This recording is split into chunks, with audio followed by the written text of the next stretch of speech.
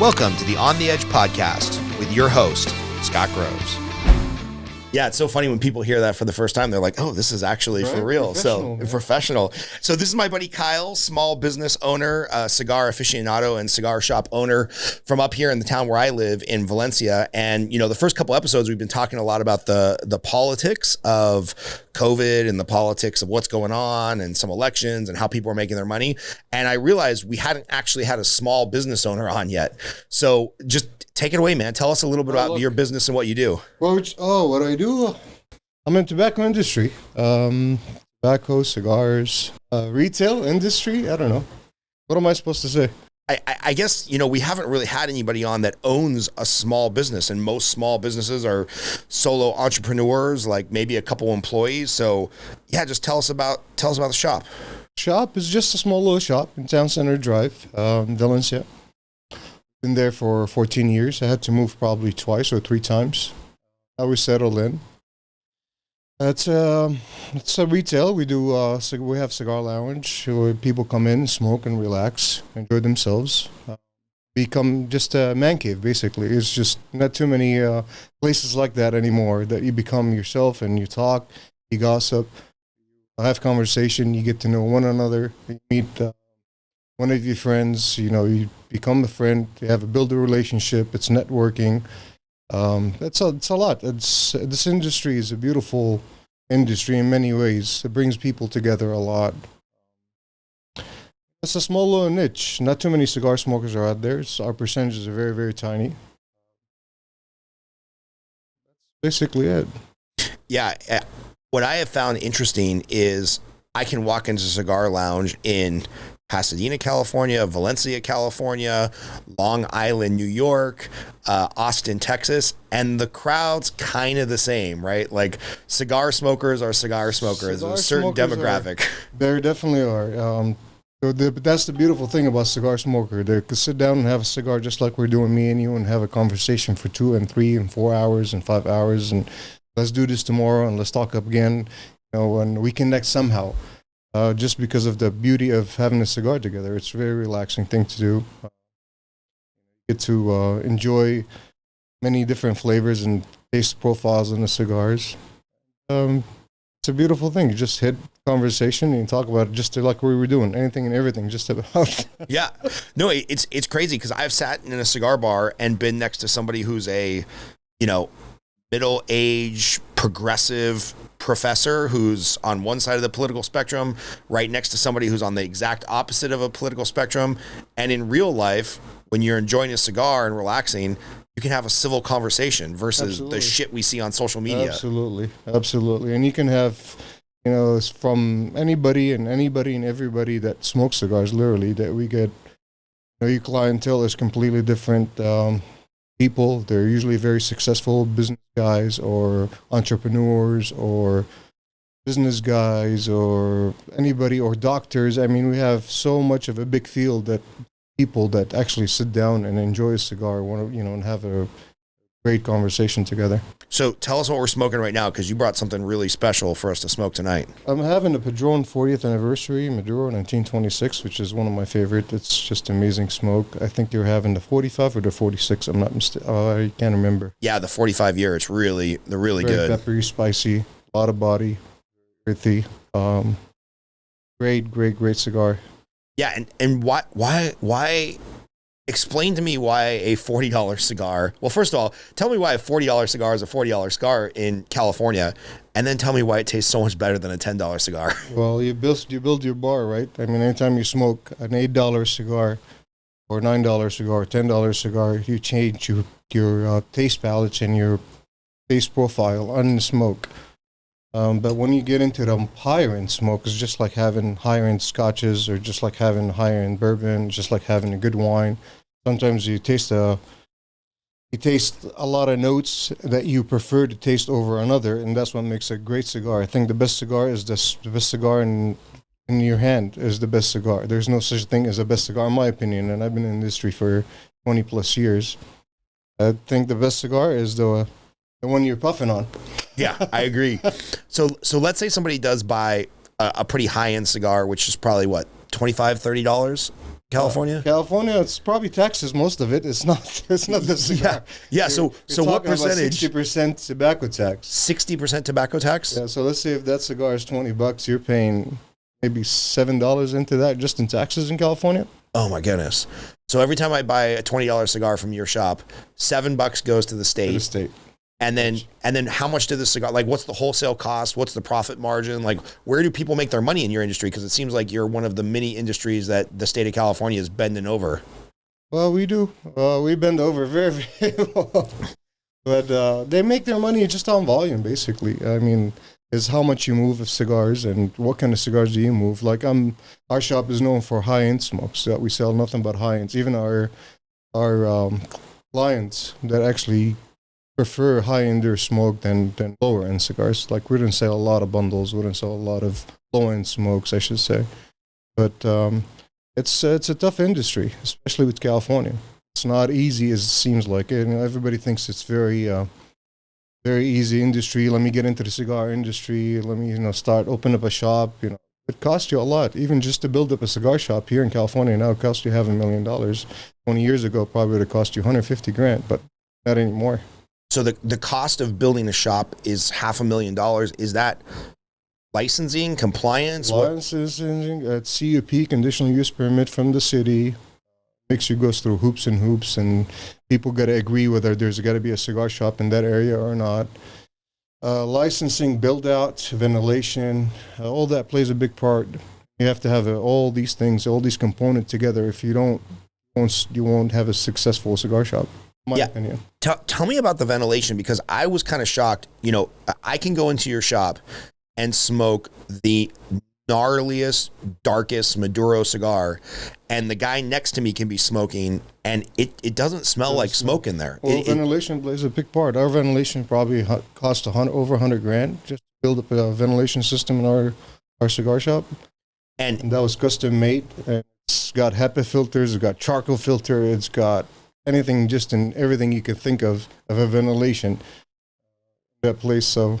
And how much of that was for the benefit of your clients, and how much of that was required by the state because of the mini mall or the strip mall that you're in? It's benefit for everybody. You don't want to sit down. You don't want to get cloud of smoke. First of all, if you're enjoying a cigar, you don't want to do that. You don't want your eyes to be tearing in smoke, and you're like, oh, I can't breathe in here, and I'm not enjoying whether it's any cigar that you're smoking.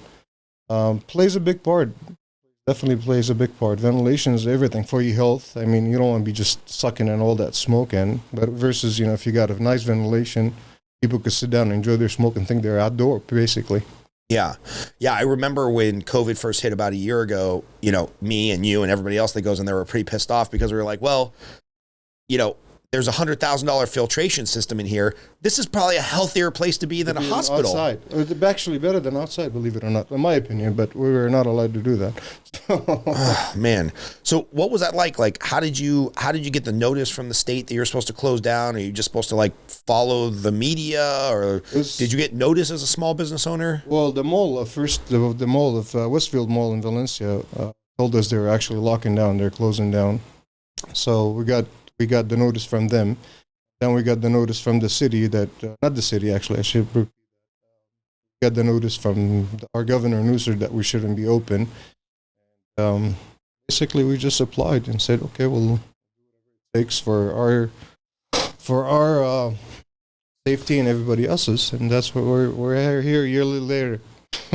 Oh my goodness. And I know there were some times when you could open, but you couldn't open. And then they were like, well, you can be at 30%, but what's 30% capacity of a cigar lounge? Like, what's the guidance? I didn't think there was a time that you could open. Oh, you couldn't. There's nothing. I mean, we all try to do whatever we do to just feed our families, but I don't think there was a time that you could open. You're not supposed to till now, which is a few days ago, last Monday, right? They said you could open up, but even then, we don't even know whether we're applying right, we're doing the right thing, or we're not doing the right thing. Which still, COVID is out there, so. Yeah, there doesn't seem to be a lot of clear guidance for the business. No.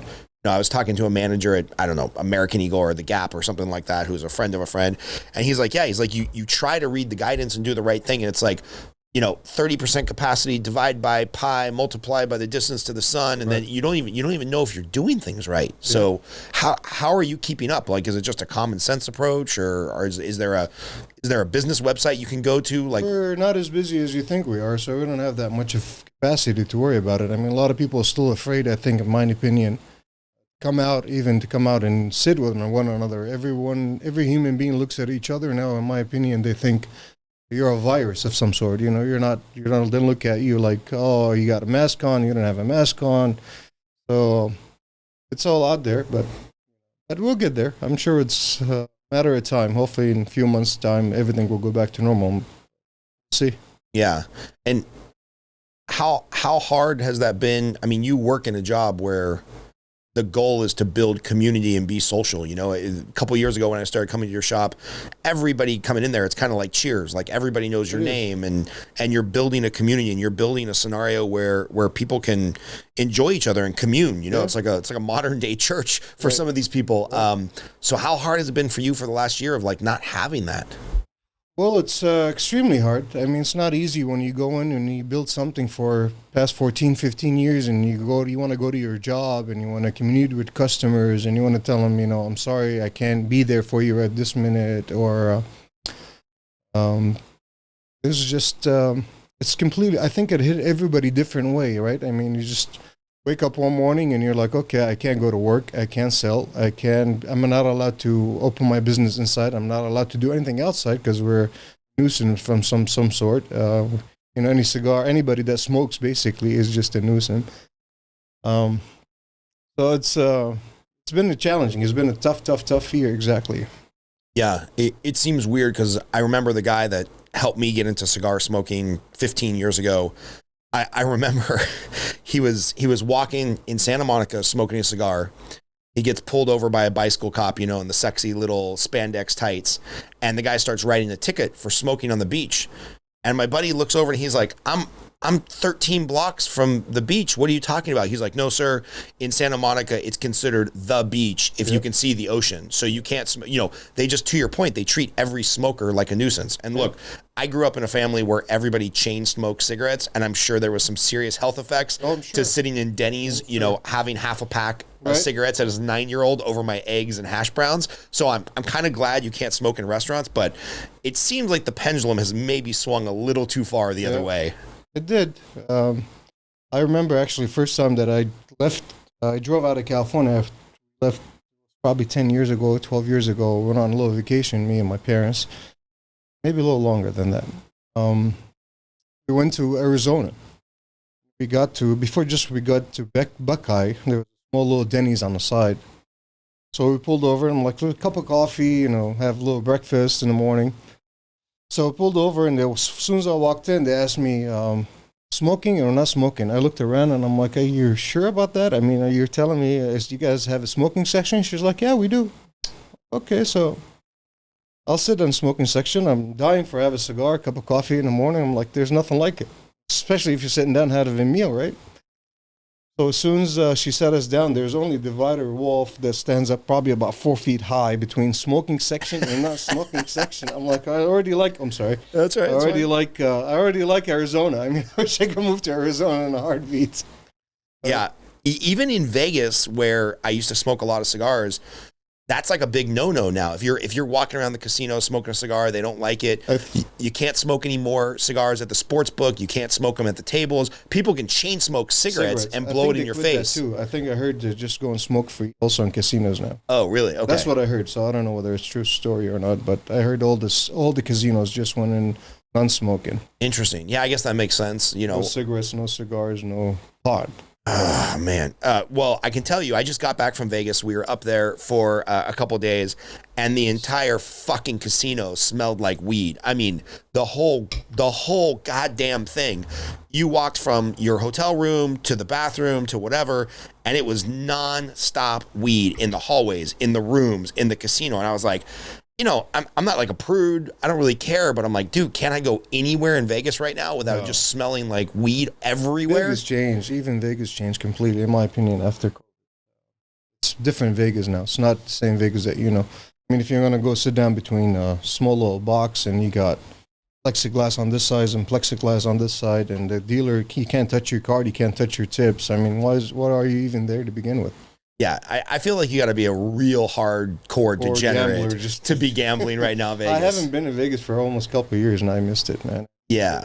Because when I went, I was walking around the casino and nothing feels social. You know, like a craps table, you've got plexiglass between you and you got 2 plexiglass between you and the dealer. It just doesn't have that same energy. You were just there last week, I was just there on Monday.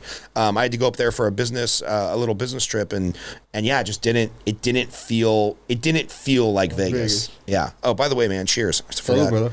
Yeah, a buddy of mine turned me on to this place called the Blinking Owl, and they're out of Orange County. They're the first authorized distillery that's in California, and you know, he gave me the whole hippie spiel on it's all organic and this and whatnot, and they don't buy the barley from some non-GM stuff I don't understand. But the byproduct is I've polished out about a bottle of this one night with a buddy of mine. No hangover the next day. I felt amazing. That's all that matters, right? Yeah, because there's no whatever preservatives and things that they put in alcohol to, you know, have a 30-year shelf life. So this has been pretty amazing. I'm pretty happy with it. That's awesome. I haven't been a big bourbon person, but a lot of my buddies in the shop, they turn me on to a lot of different bourbons, and I'm like, wow. Started to like it more and more, especially on old-fashioned now. It's just anywhere I go, I got to have an old-fashioned. Nice. And stuff. You know, you mentioned a couple of days ago, now you can start opening up again, and you can have a little bit of some foot traffic in your place. So what's your plan to get back to normal? Because I'm sure you lost a fair amount of money the last year. I don't want to rub it in, but no, I think it's just like building a new business all over, to be honest with you.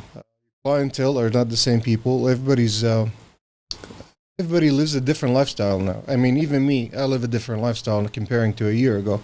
You know, not a lot of restaurant, not a lot of going out, not a lot of activities, not a lot of being anywhere, just getting fatter by the day and eating more and drinking more. And I've never drank as much as alcohol of my whole lifetime that I drank in probably the past year.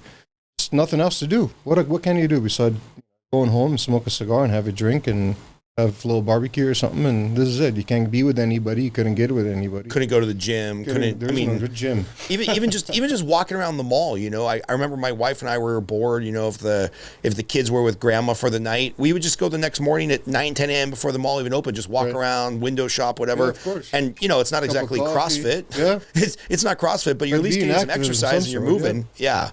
So your lifestyle, I'm sure your lifestyle also has changed for the past year.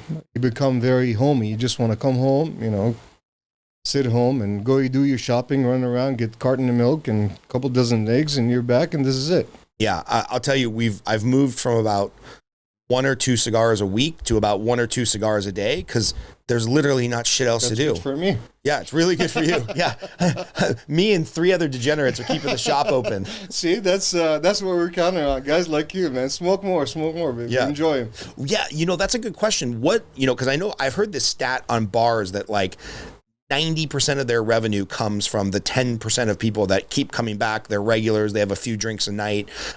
What do you have any thoughts or any idea on like what percentage of your revenue comes from what number of clients? Like you've got to have some really heavy smokers that are not heavy smokers. I have a lot of loyal customers and loyal clients and buddies and that kept me, especially in Santa Clarita. Here it's such a small town. It's not like going down the valley. Valley just picks up millions and millions of people walk around. They come in, they shop, whether they're for their dad, their husband, their friend, their buddy. Here it's a small little town. I mean, so what's the population here? 300,000, maybe a little less. Yeah, something like that. Over 300,000 people.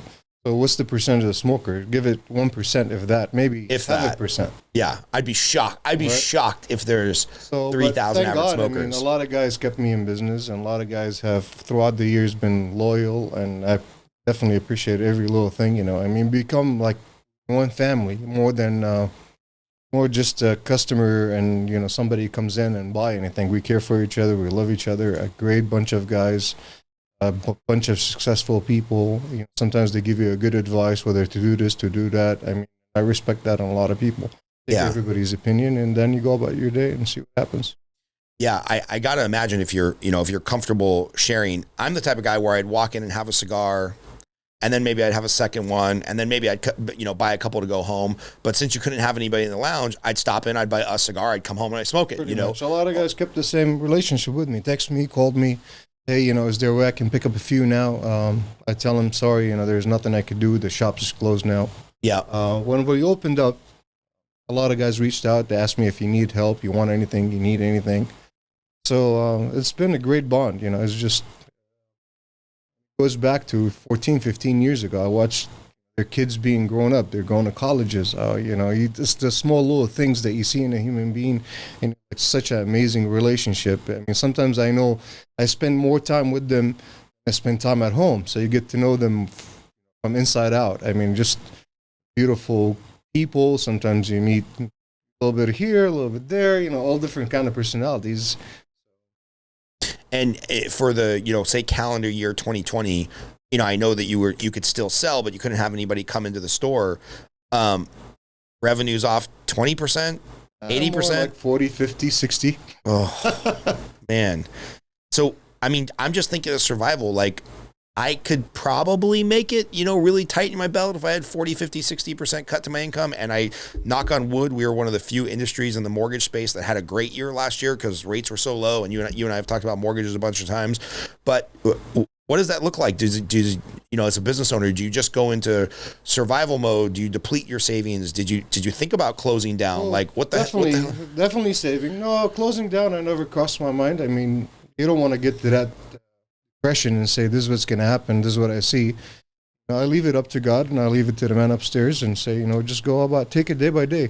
And so far, thank God, everybody's been helping. Even Westfield have helped us out and says, do whatever you can for now and we'll figure it out later. I don't know what that means, whether they're going to give us one lump sum and say, here, this is what you owe, or okay, right. It is what it is. But no, I mean, there's a lot of things help out. We kept the store open for a little bit. I mean, we lost revenue, but it is what it is. Yeah, you tap into your saving account and spend whatever you got for now and rebuild again. Yeah. I've been down that road. I've been down that, you lose businesses, you shut down your doors, but to no business at all, I've never seen that before. Yeah, it's nice to hear that Westfield Mall, big giant corporation, got in touch with you and said, hey, do what you can on rent. Because obviously when they rent you the place, they probably expect you, the expectation is that you can be open. So there's no fault of your own. So it's nice to hear that big giant corporations, which are villainized a lot now, at least reached out and said, hey, what can we do to help you stay afloat? I approached them the same way. I told them, hey, if I'll do whatever it takes, but there's nothing going on right now. There's no business right now. I mean, what can you do if there's no income coming in? I just can't come up and say, here, here's your rent every single month. It's hard to do. It's not easy to do, especially when you see it going months, 2 months, 3 months, 4 months, 5 months, 6 months, 7 months. Now, I think we were closed for probably 3 months. It's probably mid-March, April, May, June, because of the riot. Then the riot happened and everything else, that we shut down again. We had to board up your store and go about it that way. And then we opened up, and then you're not allowed to have anybody in. You just got to do curbside. And who's going to come in our industry and say, you know what, I feel like this, why don't you give it to me? Yeah, unless you're a real degenerate like me and I say, hey, I know what I like. I know what I like. Here's a box. Give me a box of Davidoff, a box of Padron. Can you shove it through the front door? I'll shove the cash That's under. We're good to go. Yeah. I was happy that there was no riots or massive civil unrest up here in the Santa Clarita Valley, but I know a few of your friends that have cigar shops down in Santa Monica in the Valley. Santa Monica, I heard, yeah. They got hit real bad, right? They're gone. Basically, they had to shut down their business and go. Oh man! And I think, if I'm not mistaken, and I hope I got the right idea. I mean, not right idea, right conversation. I heard insurance does not cover it. Even if you don't have your policy under terrorism acts, the insurance does not cover you. Yeah. So everything that got stolen, you're pretty much on your own. Yeah, so I had heard something similar on a couple cigar shops, a couple small boutiques that were down there in Santa Monica that got destroyed, where if one person walks in, holds you up, steals all your inventory, whatever, that's covered because that's theft.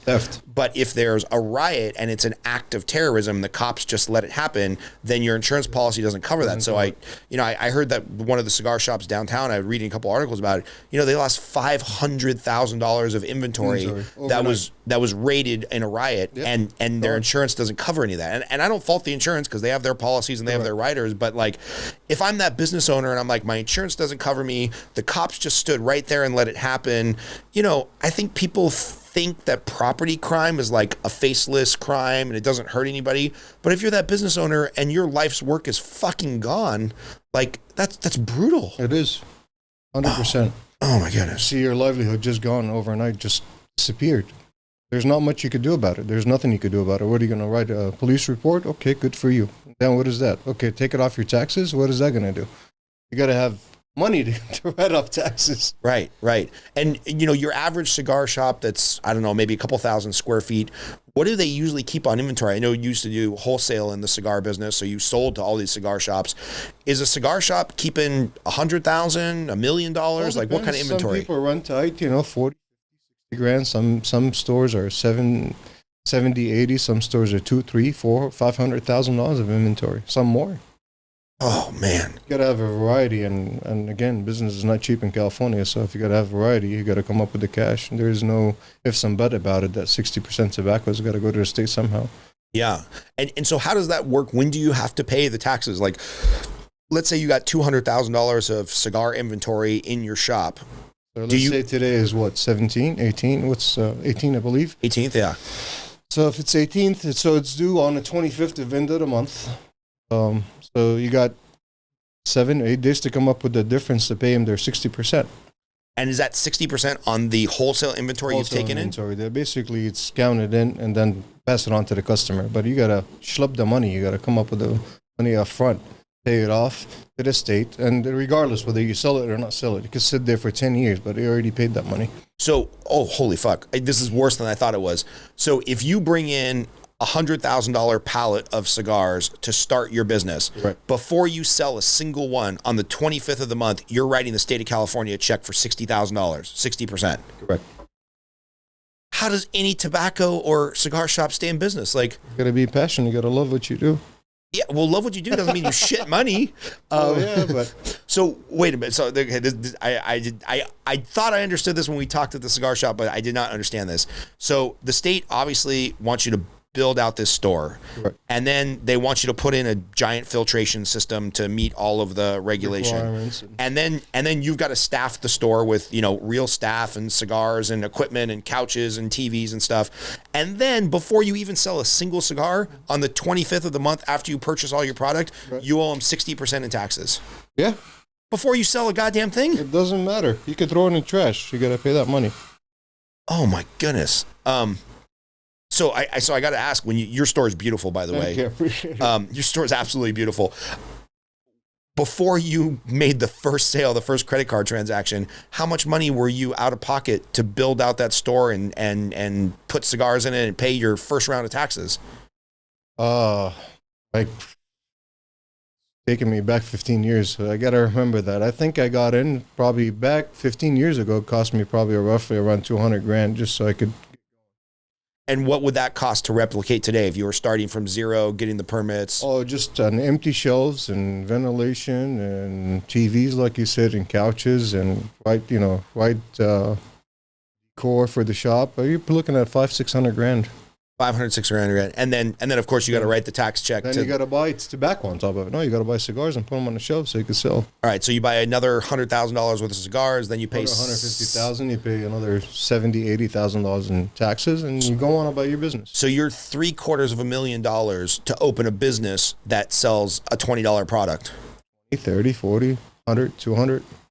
Oh God! See, I think this is one of the things. Whatever, we could talk about the fight for 15 minimum wage or the way that business owners and landlords and corporations are villainized. But the person who's working for $12 or $13 an hour, they don't have that job unless somebody like you puts up $250,000, $500,000, $750,000 to build the business and say, well, I really hope somebody shows up and buys something. Yeah. So it's just crazy that people think through this idea of like, oh, the job just exists and the evil owner should be able to pay more. And it blows my mind. California has been tough on everything. I mean, even business has been, even our business, I can't speak for every business, but tax evasion, I mean, it's high in California. I thought of a million times, so let me, sell out and get out, and probably inherited my business just because of the rumors, and I said it myself, wasn't a rumor. I said, I would love to cash out and just take off to Arizona, Texas, Nevada, Florida, somewhere there is no, he can't get hit that hard. You can go about your passion and love what you do. I love my industry. I love tobacco, and I'll be in industry till God knows when, till the end, but it's just too much. Yeah. And is that because cigars are lumped in with, cigarettes being evil and unhealthy and taking 10 years off your life? Is it because California targets all businesses like this? Or I think the bill is tied up together, in my opinion, and they tied it up, whether it's manufacture on cigarettes, taxes goes up, our tax come down. I don't know how that formula will work. The prices if tax evasion goes up on a cigarette, tax evasion goes up on the cigarettes, our tax goes down. If manufacturer prices go up, our tax go up. So it does. Till this minute, I'm trying to figure it out, and I can't understand it. So there's a different tax rate on cigarettes versus cigars versus are they manufactured versus are they rolled? Yep. Interesting. Man. So does like a dude with a 3-piece suit literally show up on the 25th to like collect your check, or do you just Venmo it in? No, they don't. They do audit. I mean, I've gotten audited several times. They audit you. They want to make sure all your books and records are clean and you're doing the right thing. You're not, trying to backdoor anything or do anything legally. I've got audited before, and they taxed me actually on a free product that I got taxed on, and I didn't know I'm supposed to be paying the tax on it. So you got free products. Some Davidoff Cigars sends you a couple boxes because as a thank you for selling so many cigars. Pretty much. Even if you get it free as a gift, you have to pay taxes on it. Well, I guess because I'm sure they're just assuming you're going to resell it, so they want assuming they're going to resell it, or why are you buying? I mean, you're buying it so you could sell. You take advantage. I thought you take advantage of specials. Like, let's say you're running a special today, and Scott come to me and say, here, buy 100 boxes of cigars, and we're going to give you 20 boxes on top of that. And you're like, okay, well, it's going to rejuvenate, sales and push out much as I can, and all of a sudden you're like, you get hit with the bill that you got to pay taxes on the 20 boxes that you just got. And is that how it works? Like, is the cigar industry kind of still old school where like the Davidoff rep will walk in and be like, hey, I've got a deal for you. Yeah. If you buy 100 boxes today, I got to unload them. I'll give you 20 for free. Some of them, not all of them. Cigars that we smoke, Padron's got a name brand behind it. They don't have to do it. Some smaller companies, like let's say Regis or boutique companies, they don't have that power. So they want to feed it much as they can to get their name out there. Like you pass out some cigars to your customers, give them some free samples at an event, stuff like that. But that comes with the price too. Even if you're passing out cigars, it's like hurting your pocket. If it's $10 a cigar, all of a sudden it's costing you $6. You're like, okay, I'm giving you a free, but it's not free technically. Yeah, because you still got to pay the tax on that. The tax on that. So what are some of your, going back in time, 14 years when you were doing wholesaling and you were working with all the cigar companies directly, and now that you buy from them, who's some of your favorite companies to work with? Like, what do you like staffing? All, man, they're all like they're one family. Yeah, and it's a great industry. It's such a beautiful industry because you meet so many entrepreneurs that just came in from different countries and different cultures, and they built, and all of a sudden, they've been here for 100 years, and it's I love every one person that I work with, whether rep, whether cigar owner, whether he's out in the field doing his thing. They're all great people. You go out sometimes to the farmers in Nicaragua or Honduras or Dominican, and you meet this person that making a cigar with love. Actually, that cigar takes over 100 hands to become a cigar. It takes 100 hands to make the cigar? From plant, from seeds, all the way to become a cigar that you have in your hand. It takes over 100 hands so you can have that smoke. Yeah, so maybe walk us through that, because that's interesting. When you're growing up if you know anything about cigars, teenagers in your 20s, whatever, you hear about Cuban cigars or whatnot. And then I was kind of shocked to find out that, like, a bunch of the Cubans defected and they just opened their own place in Honduras, Dominican Republic, Nicaragua. So like, where do the cigars of the world come from? I think it started in Cuba, basically. Started, I believe, in Cuba. They have the best soil till this day. They have the best soil, in my opinion, and as far it goes in tobacco, because every time you're smoking a Cuban, it's just nothing like it out there. Basically, if you're smoking 100% Cuban, you'll know exactly what I'm talking about. But a lot of cigars have been it so far. Nicaraguans, Dominicans, Hondurans, Costa Rican.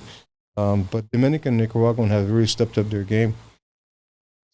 Come out with great product. Unbelievable products such as Padron, Fuente, Davidoff. They make just unbelievable blend that they tweak together and make such a beautiful smoke to have in your hands. And you're like, wow, this is just amazing. Tastes like nothing other. And some of these higher end cigars from, again, Nicaragua, Dominican Republic, I don't know how to ask the question. Like, like wine ages a certain amount of time. And, if you get a really good bourbon, it's a 5-year or a 10-year, and scotches go 20, 25, 30, 40 years. What is the time frame from when they like grow a tobacco plant to when you're actually smoking it for it to get that good, like rich taste? Time frame, I think it's probably from seeds to they get it to a cigar. I believe it's probably maybe a year, maybe 18 months. By the time they sit on the tobacco, by the time they put it in a bar, by the time they pearlize it, by the time they, box it, by the time they sit on it. Sometimes a lot of companies sits on a cigar for probably 2, 3 years, 4 years, 5 years, and then they releases it. It becomes an aged cigar to tell you it's a 5-year-old, 6-year-old, 7-year-old, 10-year-old tobacco.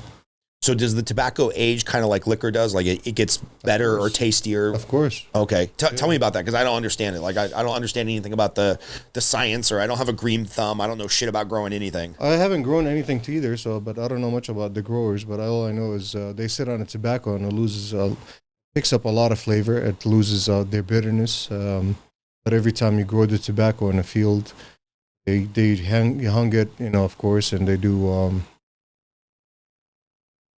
trying to remember what I said. It's been a long day, but don't worry, I get it, man. I get it. That's why we do these late at night, so we can catch people off guard. I know, because I've read in like Cigar Aficionado, they're like, you cure this and you do this, and then you there's just so many terms that I don't understand. There's a lot goes through a cigar and tobacco. These guys are just. I mean, you have to see it to believe it. What goes through in a cigar world, just sometimes is overwhelming.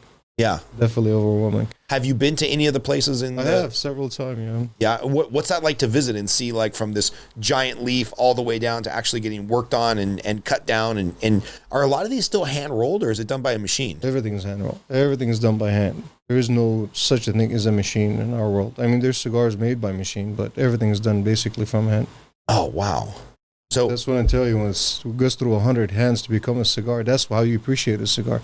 When you actually are out in the field and you see all these people that, picking the plants and let it sit and dries out and then roll it and then put it in a box press and let it sit for a while, ages, and then they put a wrapper on it and then they taste it and, Yeah, so much work. It is. It almost makes a lot you feel... of people don't appreciate. They grab a cigar and they like light it up and think, "Oh, this looks cool," but there's so much art behind it. Not every person could do it. No, I've seen a couple cigar rollers. There's one down in San Diego. There's a shop down there where, like, on Friday and Saturday nights, they have a guy sitting there just rolling kind of their house blend, right. And they're okay, but obviously the tobacco, whatever you do to make tobacco great, age it and whatnot, it's not top of the line, but it is cool to see the process of the guy just, he's got a little saucer of water and he does everything by hand. He's got these old wooden tools. I mean, it looks like the manufacturing process hasn't changed in 300 fucking years or something. It's not going to change. He grabs a bunch and he knows exactly how much he's got to put in the cigar, from whether it's let's say the binder or the filler, and then he knows exactly how much to put Ligero in there so it's not overpowering. He knows exactly what's the spice. It's just like making food. I mean, it's just like my grandma and your grandma in the kitchen. Exactly, they know exactly what to do and how to do it and how to spice it. Some people go by measurements, and you got to go, I got to use this and I got to use that. These guys, there's no measurements. They just bunch of this, bunch of this, bunch of that, put it together, roll it, here we go. And it's consistency. It's, you get the same cigar over and over and over, the same taste over and over and over. It's amazing. Yeah. You mentioned consistency. I think, with the stuff I smoke, it's probably 15 to 25 bucks a cigar. So thanks for bringing this. Even then, it always blows my mind knowing that it's made by hand, or now knowing that it's made by hand. The consistency, like I've never really had a bad box that burned weird or tasted weird, or just like when they're rolling thousands of cigars by hand, how are they keeping that consistency? That's just go back to what we said. They know exactly the right measurement to put in a cigar, and they taste them, and they test them actually in the field. I taste them in there's a small little machine. They test the draw and how does it draw really well. That's one thing with Cuban. They don't do that. They just put the cigar together and I think it's perfect, put it in a box. So that's why sometimes you smoke a cigar and you can't puff on it. And it's a little tight. There's no, they don't have the technology we should say, like they have the technology in Nicaragua and Honduras and Dominican. For people that are non-smokers, can you explain what the draw means and why that's important for a cigar? Draw is basically when you take a puff of smoke, you let it sit in your mouth for 4 or 5 seconds. Retrohale, you'll get a lot more flavor. I just move this a little bit so we get that. All right, cool. Got you now. We're good. So you pick up a lot more flavors off the cigar. Retrohale. Taste a lot of notes in the cigar, whether it's peppery, whether it's spicy, whether it's creamy, whether it's fruity, whether it's chocolatey, whether every little spice. And if you do that now, actually, you'll pick up a lot of more flavors than you pick up from your mouth. So the proper way to smoke a cigar is to take a draw, let it sit in your mouth 4 or 5 seconds, and just kind of feel what the taste is. Sure. Yeah, I've tried to explain this to my wife, because about once a month, my wife, who thinks cigars are pretty disgusting, she tolerates it, but about once a month, she's like, man, you enjoy it so much. Let me take a puff. Right. We'll be in the jacuzzi or something. I'm like, hun, we've been doing this every month for like 5 years. And then she'll take a puff and she'll be like, blah, blah, blah, it's disgusting. Why did I do that? And I'm like, she probably end up inhaling.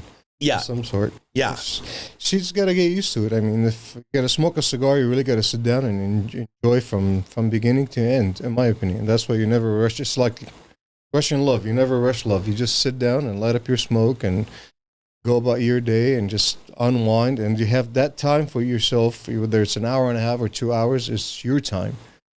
That's what I think it's so relaxing. It just kind of takes you away from everything, takes your mind off things, and you just sit there and puff on the smoke, and it's no harm for you. It's not like a cigarette you're inhaling, you're hurting your lungs if any way, or this thing, it's all pretty much natural. There's nothing into it that's going to say, hurt you in some sort of way. Yeah, there's really no chemicals that are... chemicals, no tars. Yeah, because the tar in the cigarettes is really what you burn the tar, you suck it into your lungs. That's what kills you. Pretty much. But nicotine itself is not, other than being a little. Your body flushes it out. Nicotine. I don't know, every certain, probably a day or less than a day, maybe your body will flush it out completely, and you won't have nicotine in your body. Yeah, there is something about taking that an hour and a half to smoke and enjoy a cigar. There is like a meditative quality to it. It is a meditate. It's like, my opinion is my first cigar of the day is just, how do I go about my day? Yeah, how many you smoke a day? I can't disclose that just because state board. Okay, perfect. Because of tax evasion. No, I smoke probably, on average, I'll probably do 3 to 4 a day. If less I'm busy, and then I smoke a little less. Oh my goodness, 3 to 4 a day. That's probably my 5th. Okay, 5 a day, and you're not hacking up a lung every night. No. It's not like cigarettes. No, not like cigarettes at all. I used to actually go to the gym and jog for 5-6 miles, and then come back and light up a cigar right after the gym. Nice. Did you ever smoke cigarettes? No, not for you. I smoked. I puffed on a cigarette, but it's not the same. Every time you light up a cigarette, you get that yucky taste in your mouth. You taste like it's garbage disposal, in my opinion. But all respect to all the smokers, but it's not the same thing as smoking a cigar, obviously. Yeah. So tell us how you got into the industry. Like you're not natively from America. Where are you from originally? I'm from Syria. Syria. Oh, so kind of a hot spot right now in the U.S. Media. Yeah, it is, man. Like, so I'm completely ignorant. I only hear what I hear on the news. What the fuck's going on in Syria? Like, what is the fighting about? Why is America involved?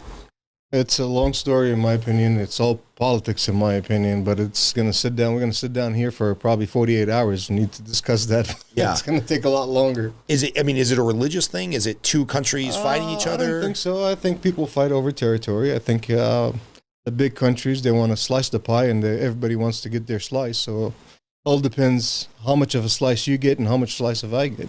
Right. That's my belief. But and who are I don't even know. I'm so ignorant here. I'm embarrassed. Who are the players that are trying to slice it up? Is it the U.S., Russia, sure Iran? It's probably U.S., Russia, Iran, of course. I'm sure. But everybody's got their hands in everybody's pocket. Yeah. You know. Listen, I don't want to get into a politic right. No, I get it. Conversation. Well, let's just talk about you coming here. Obviously, your family came here for a reason. How old were you? And I came in pretty young. I came in when I was probably 16, 17 years old. My dad came in several times to the state, and he liked it, and he wanted a better future for his kids and better country. What is there to be a better country than U.S.? You know, so he came in and he liked it in 1980s. Came in twice, and he came back and he said, "What are you guys thinking of moving?" Being 16-year-old, I'm like, "Yeah, let's do it. Let's move. It's that easy." And he goes, "Yeah, we can make it happen." So. And he sat down with me. He says, "I don't want you to serve Army. I don't want you to go to Army there. And I don't want you to... I want a better future for you guys. I want a better future for my kids." And came here. So Syria has required military service Israel does? 18, they come pick you up. Come pick you up, take you away for a couple of years to serve? 2-3 years and a half. You know, sometimes if you're a troublemaker, it lasts a little longer. And I was a little troublemaker, so I'm sure I would have been there for probably 10 years. They just keep you in the military until you get your shit together, huh? That's it, man. They said the biggest sliced tomato will make a slice out of it. So yeah, they'll slice you up pretty quick there. It's kind of funny. In some ways, I kind of wish the U.S. would do that and take a bunch of troublemaking kids and be I actually love military. Believe me. I mean, I wish I came here and I went to the military because you learn a lot of things. You become a true man. If you go to, in my opinion, I'm sure you served. Yeah, I was in the Army. So it changes a lot of things about you. You know, it puts a lot of things that you're never seen and makes you become a truly man. Yeah. And so you come here when you're 16. Like, what does life look like? Did you speak English? Hell no. I knew yes, no, and that's it. Oh my goodness. So you're 16. And I've heard my ex-wife was actually a speech therapist. Like, if you change countries after 11, it's much harder. Like, you kind of always get stuck with the accent.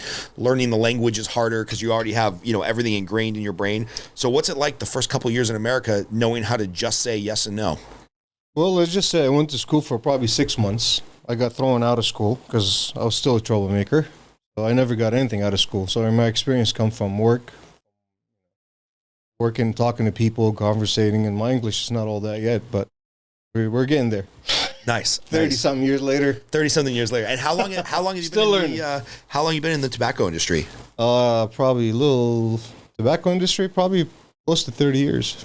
Oh man, how did you start? What jobs did you do that you liked? With cousins, in the family, come over, help me out. Liked it. Then I got to know my dad's buddy. That actually got me into it, and he's like, "Let's do something. If you're interested, let's do something here." And we did, and a lot of cigar shops together. Got into the whole side of industry. 2001, we got a big hit, so we had to readjust, change our business plans, and we did. Here we are.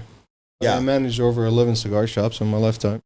And what does the transition look like from being a wholesaler where you're selling products at mass to like deciding you want to be a little bit more of an entrepreneur and just run your own shop? Like why the transition, or what was the rationale for that? I just liked it. I liked the fact that you go into a cigar shop, you sit down, you have a suit on, you have a tie on, you just hang out and talk to people and sell cigars and network and get to know a lot of people in for every industry you could think of, from a little bit of everything. And we have clients from judges to doctors, mortgage brokers to attorneys to agents to anything from first responders to all of it.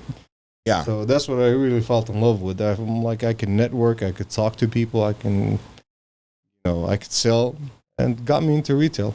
Yeah. Retail is not easy. I don't think it's the retail side of it is fun. I would like to go back to the wholesale one day, but for now we're stuck at a retail. Yeah. And how much business do you see transacting at the shop? Because sometimes I walk in there and I'm like, oh, those two are like heated in like a contract discussion, and those two, like, you can just feel that there's like kind of an aura of deal making, I guess, kind of like you were in a golf shop on a golf course. There is, you sit down, you spike a conversation. What do you do? Oh, I'm a judge. So what do you do? I'm a business broker. What do you do? I'm a real estate agent. Oh, I'm looking for a house. I'm so and so and so and so. And all of a sudden, that conversation takes you to buying a house, and then you become friends and buddies. And yeah, it's amazing, man. It's truly amazing. Like, sit down and talk to somebody for an hour and a half. And it becomes a lifetime relationship. Just gossiping and talking and getting to know one another.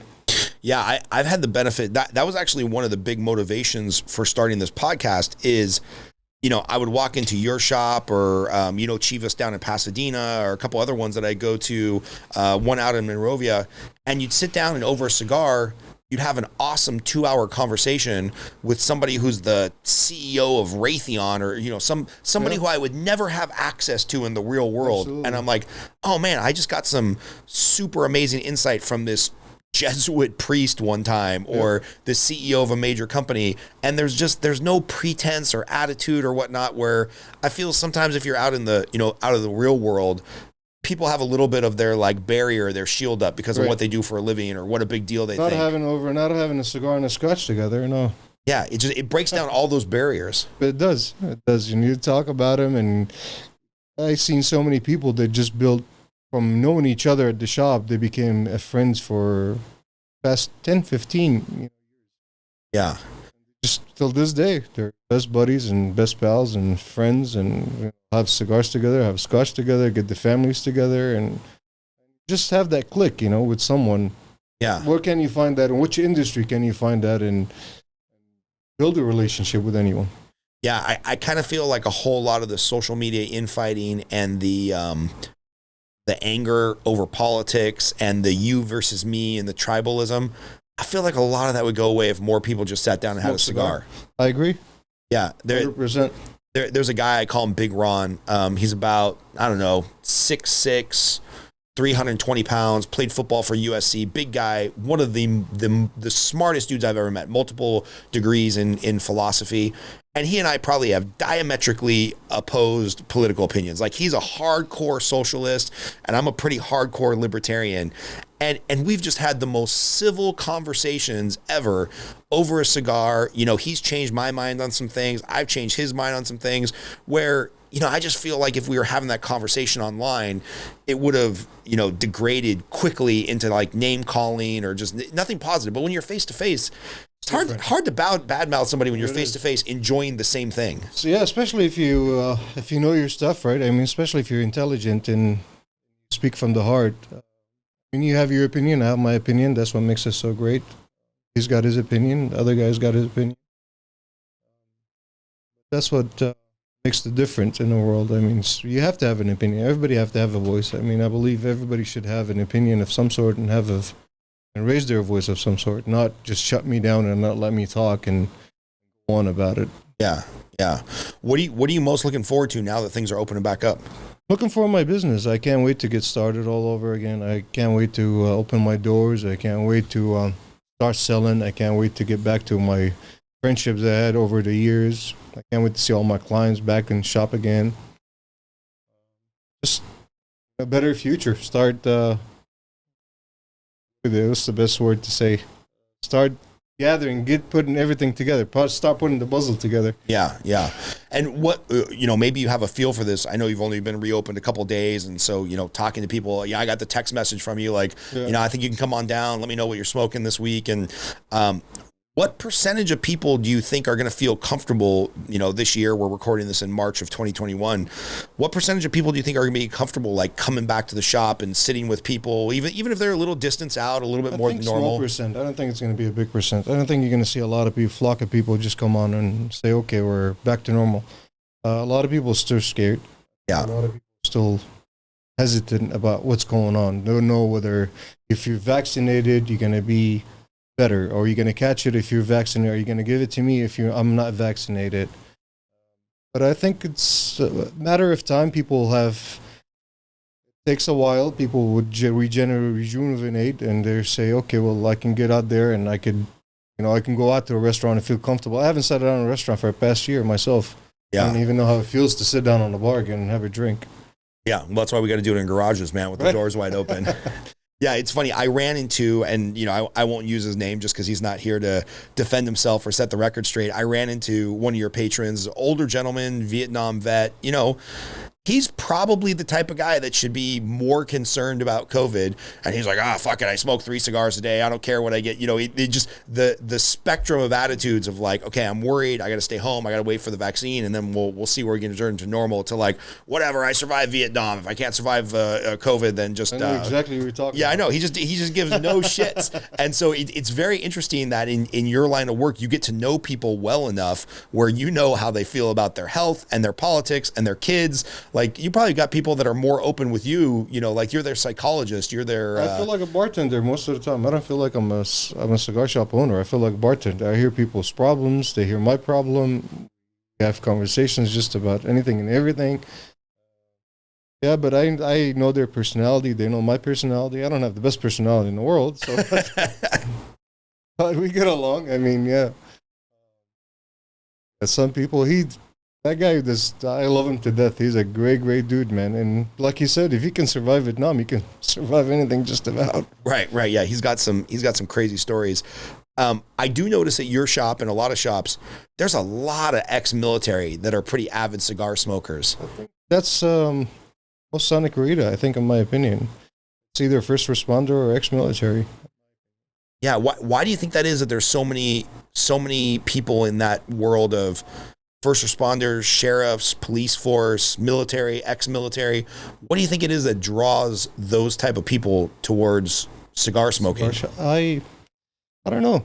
I have never asked, and I should probably ask. A lot of people pick up that habit because they think it's, let me try it. They know somebody that smokes cigars. Somebody gave them a cigar before. The first cigar they didn't like. The second cigar, they're like, oh, it's rubbing on me. It's a beautiful thing. I could see myself doing this. I could see myself smoking a cigar or two.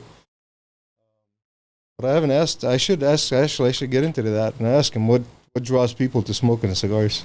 Yeah. A lot of people think it's cool. I think in 1992 in 92, when every actress and actress came out on TV and they were puffing on a stick, it just looked cool. Yeah. So everybody wanted to try it. I'm like, what's the taste of it? A lot of people either smoke probably cigarettes and they give up cigarettes and they like, I wanted something better to smoke. I'm sorry. Oh, no worries, man. The guy from Vietnam, he's calling. Okay, yeah.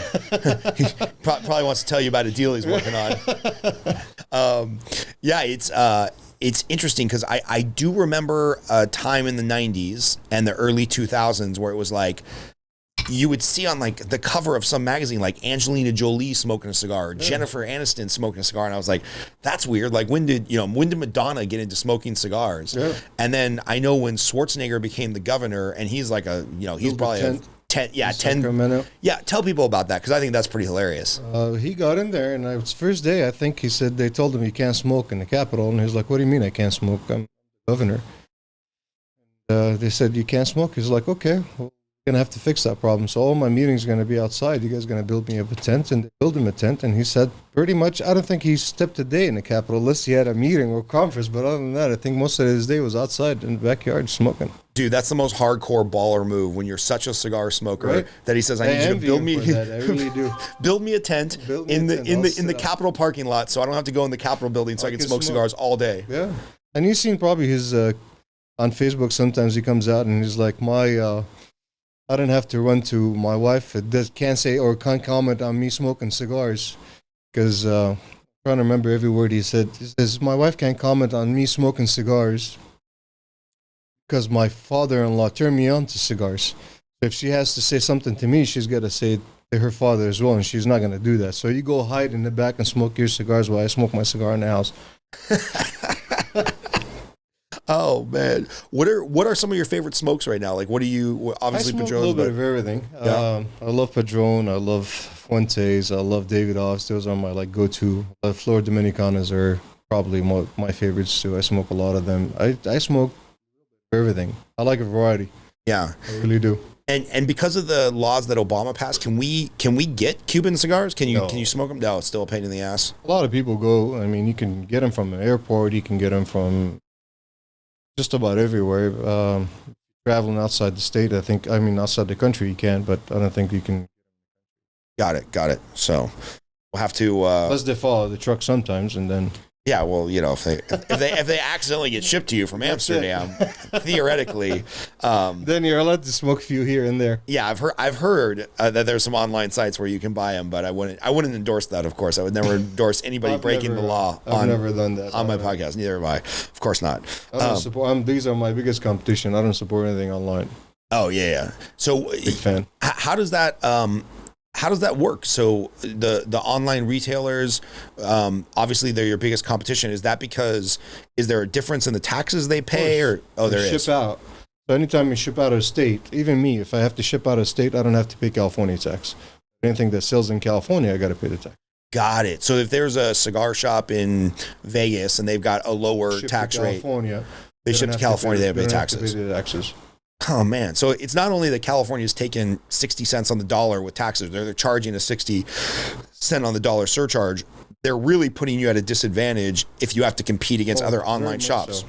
Very, very much so. Oh, man, do you think California just wants to put the entire tobacco business out of business in California? I don't think so, but I think they're the way they look at a business concept, they should be looking a lot better on it. I mean, if they want more revenue, they should be taxing online, in my opinion. If they tax online, we have more grand to stand on. As a cigar shop owner, I wouldn't be selling this cigar for $40. I'll probably be selling this cigar for $30.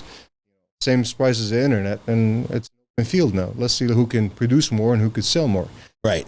But now there's so many disadvantages that just you can't. There's no way you can keep up. There's no way I can eat the 65% tobacco tax and compete with the online business. Well, you got to pay your bills? You got to make a profit or something? Sometimes. Not all the time.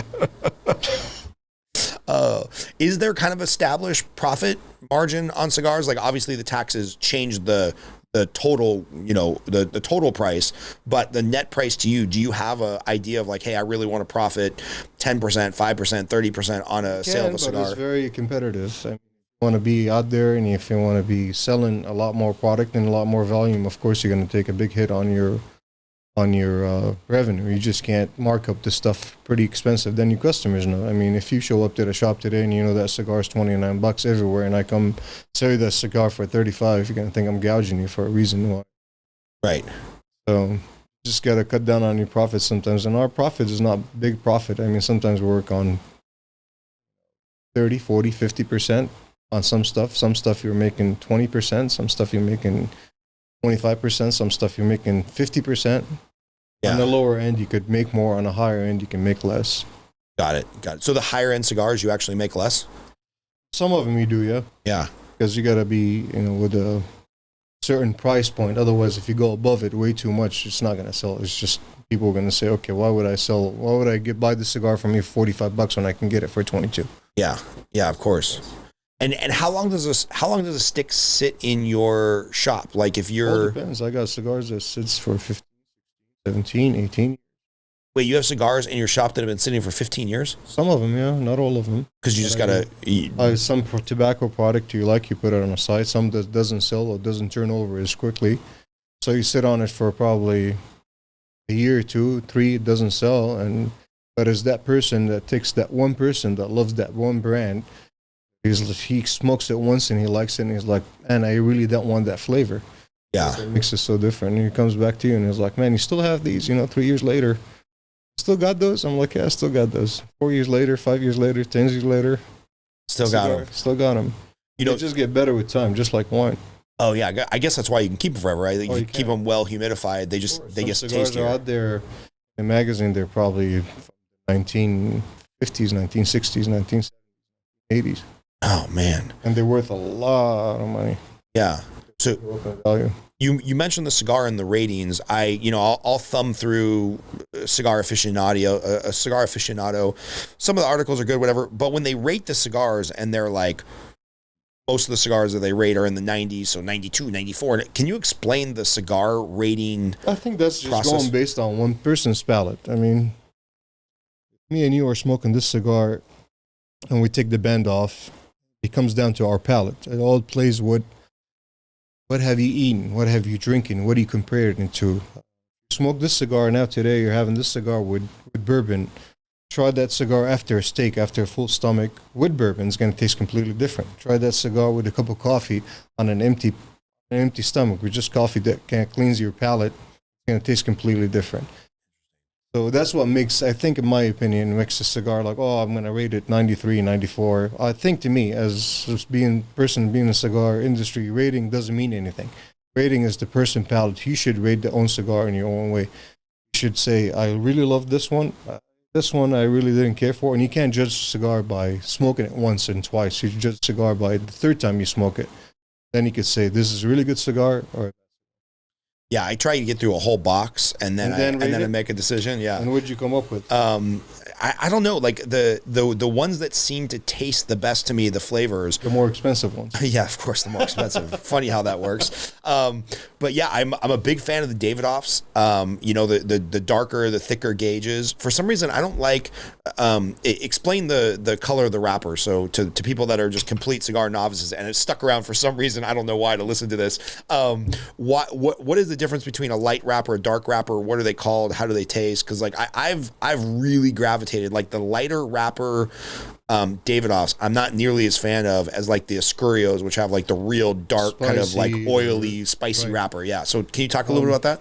Wrappers are many. So you got many wrappers. You got basically Connecticut, you got Maduro, you got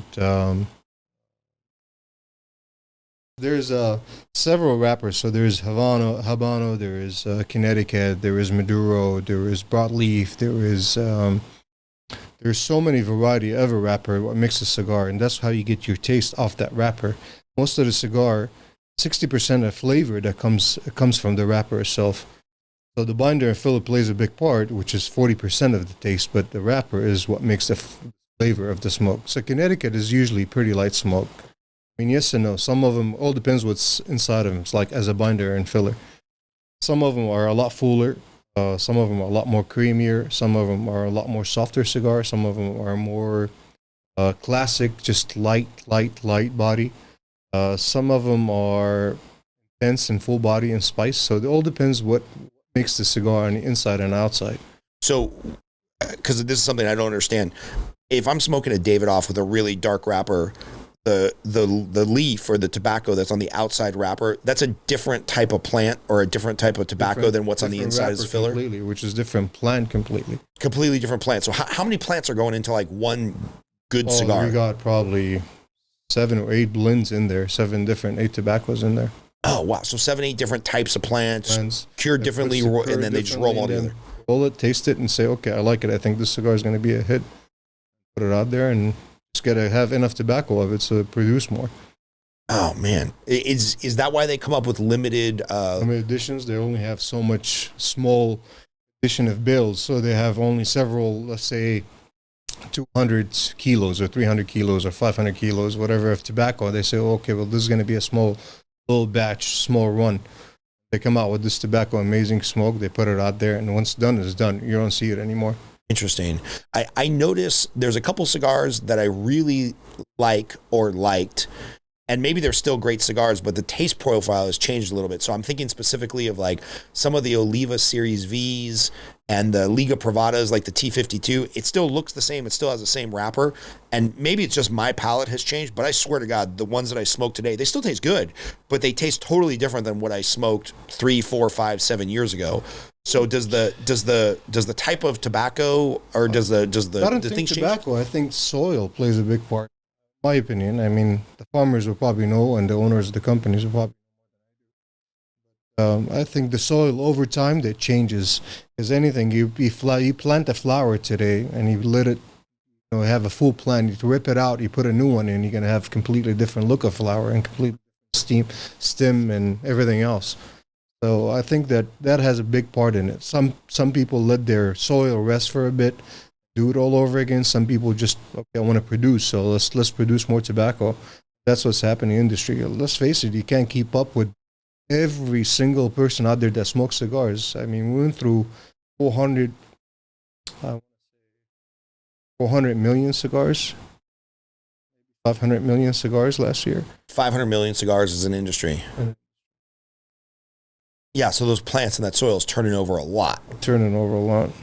And then is it kind of like wine? If you have a bad season, a sunny season, a floody season, I imagine that also changes the profile of the tobacco, right? They get hit. Let's say Dominican get hit with tsunami of some sort, or they lost their crop, they lost the whole year of work. So now it's gone. Now you got to sit down and wait for another plantation to grow and becomes a full tobacco and start all over again. These people work really, really, really, really hard to make a full-on tobacco just like that. It's not an easy thing as it seems. It's, it's just like, I smoke a cigar right now. It's not. There's owners, I mean, they really love what they do. If they don't, they wouldn't be making cigars. Yeah. It's not about money. Most of the time, it's not even about money. It's just about passion. Wow. Just enjoy it. And they'll have generation after generation after generation just in the business. Yeah, I've seen some of those ads where it has like, grandpa or maybe deceased grandpa who defected from Cuba in the 50s or 60s, and then, son and then grandson. And now there's great-great-grandson who's 7 years old working the fields, learning the business. He's going to probably keep up with the family, keep with the name, and just keep the same recipe that they actually, passed on. And amazing. Yeah. 150 years later, you still have a company that stands up and sells. They started off in a garage somewhere, and all of a sudden they became a big company and selling product to everybody in the world. That's awesome. Is there anything new? I mean, we talked about the fact that this stuff is hand rolled and the tools that they use.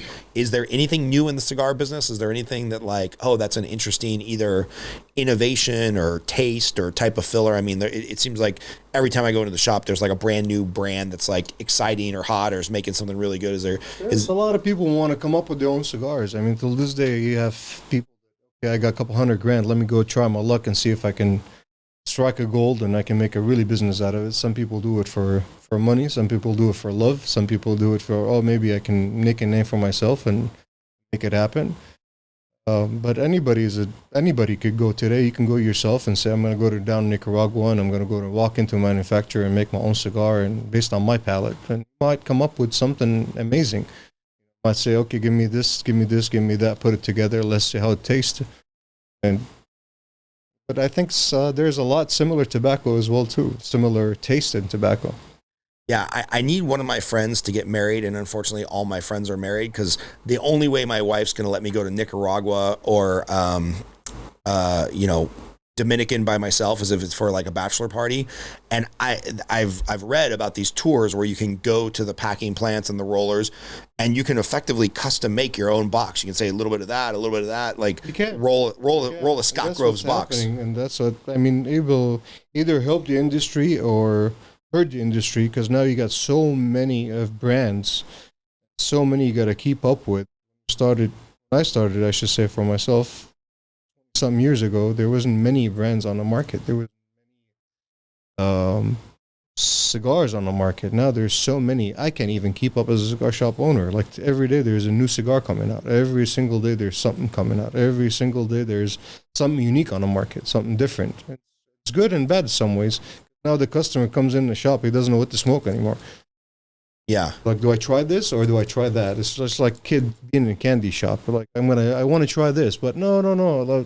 I heard a lot of things about this. There's so many customers that come to me and tell me brand names I've never even heard of. And I'm in the industry and it makes you feel like you're that small. You're uneducated. You're just, you don't even know the industry. I'm like, I've never heard of such a thing. Oh, what are you talking about? I'm like, I haven't heard of it. I haven't seen it. I don't know what it tastes like. I can't comment on it whatsoever. Yeah, I always try to get, when I go to a new shop, I always try to get one cigar that I know I'm going to like, and then ask for a recommendation from the shop owner. And I've ended up with some newer brands, Atabay or Tabernacle, or a couple things that maybe aren't carried at every shop.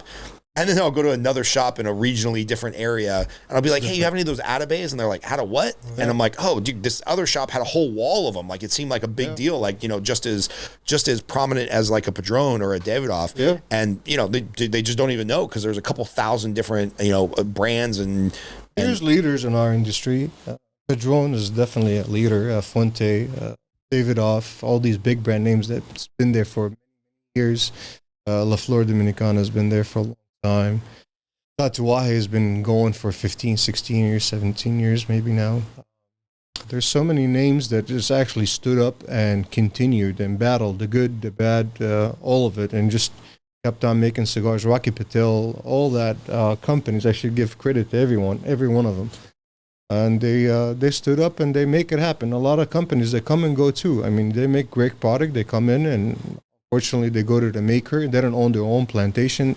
They go to a maker, they want to make the same cigar and they can't. It's impossible. Yeah. I mean, let's just face it. If you're making the cigar and you have the plantation, and I come to you and you make me a good cigar today and I'll buy 100,000 cigars from you, what makes me think that actually the next 100,000 cigars are going to be the same? How come you don't give it to somebody else? I mean, that's the industry that little guy worry about all the time.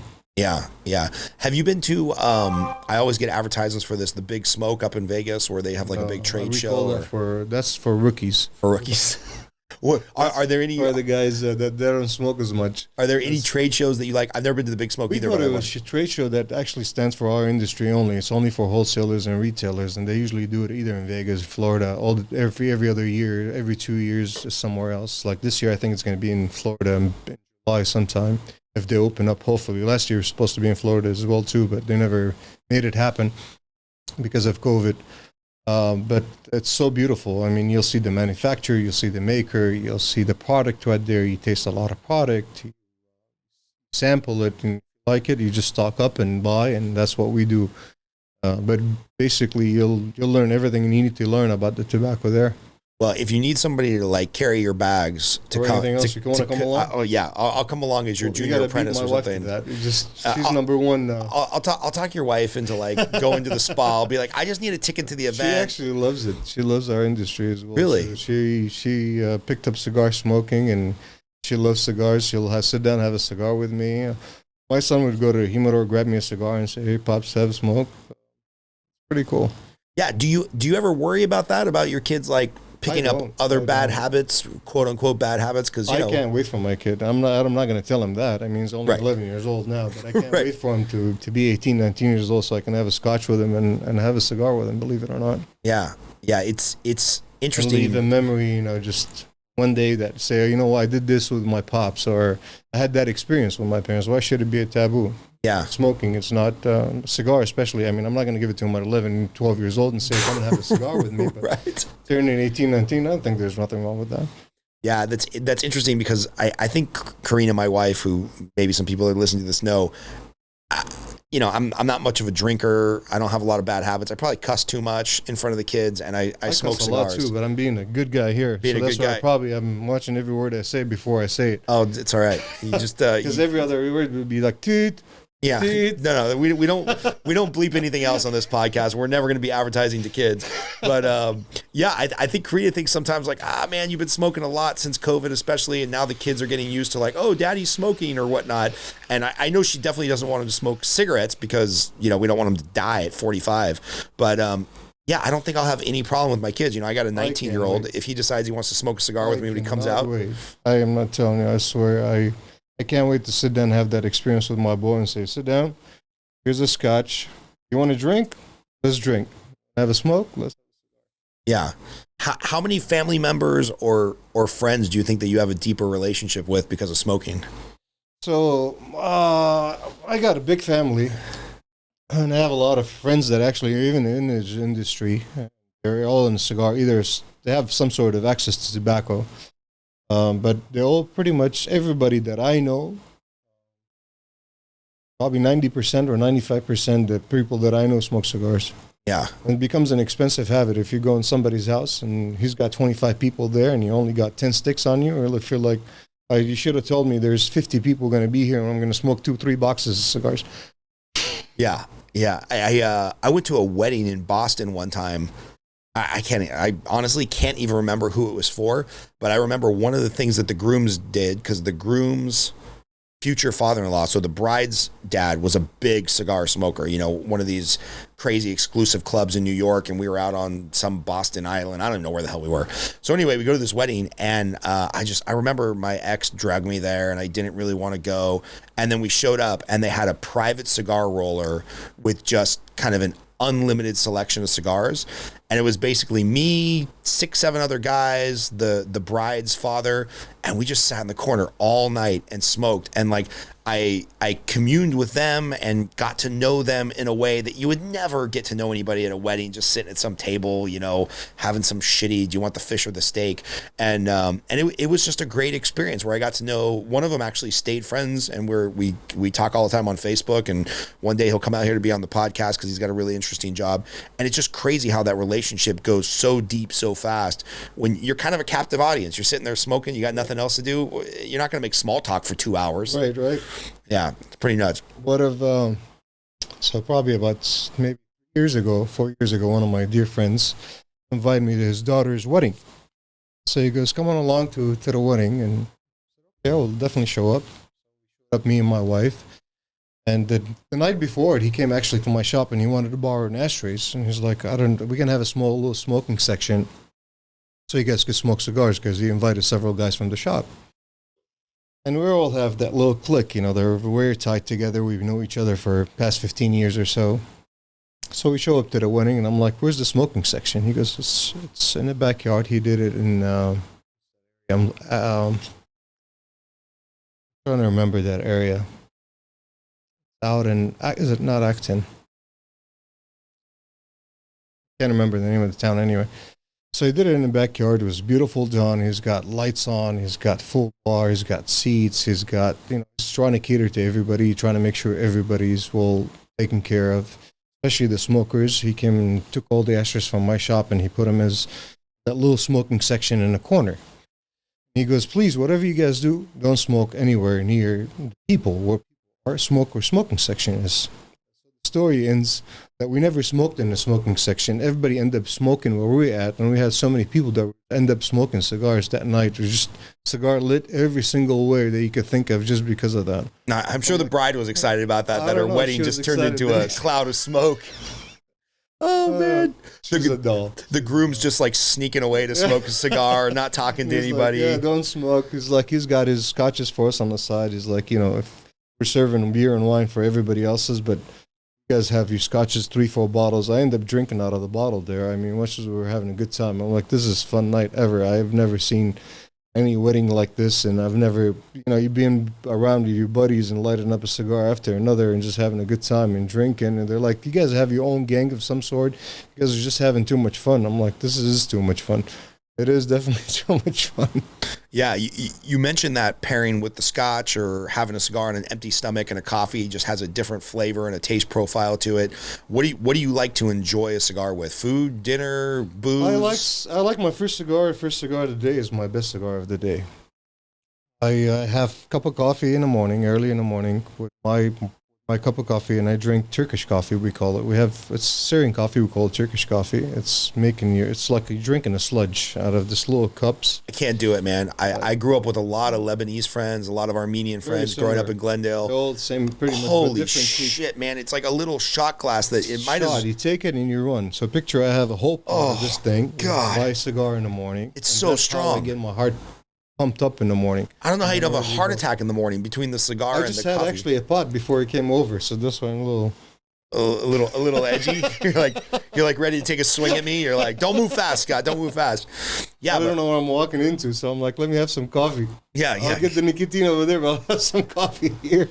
All right, so you have your Turkish coffee, Syrian coffee. My coffee, and I pair it with a cigar, and it's like becomes once you become a cigar smoker and you smoke so many brands, you have this craving. It's just like having a craving for a meal. That's how I describe it, and it's probably not the right way to describe, but I describe it as just like you're craving a steak, or you're craving a pasta, or you're craving bolognese, or just like, oh, this one looks good right this minute. So you clip it and you go sit down, light up your smoke. You have that hour and a half for yourself. And you think about how you're going to go today. Some people wake up in the morning and exercise. We wake up and have a cigar and a cup of coffee.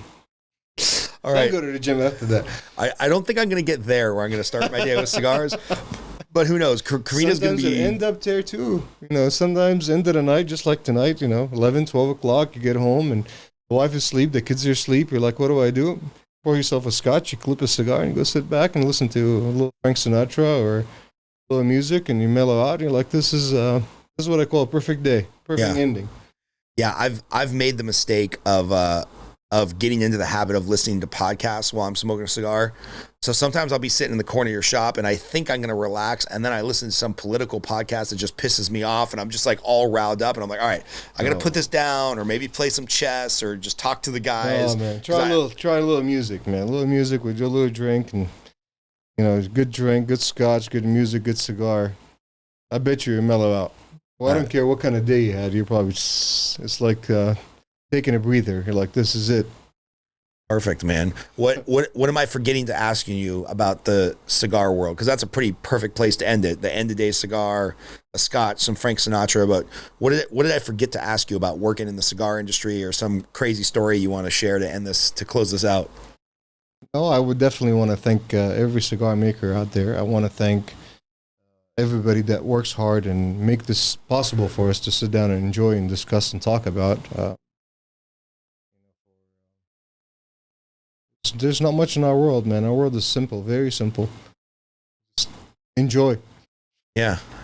That's a great way to end it, man. Thanks for being here. Thank you, brother.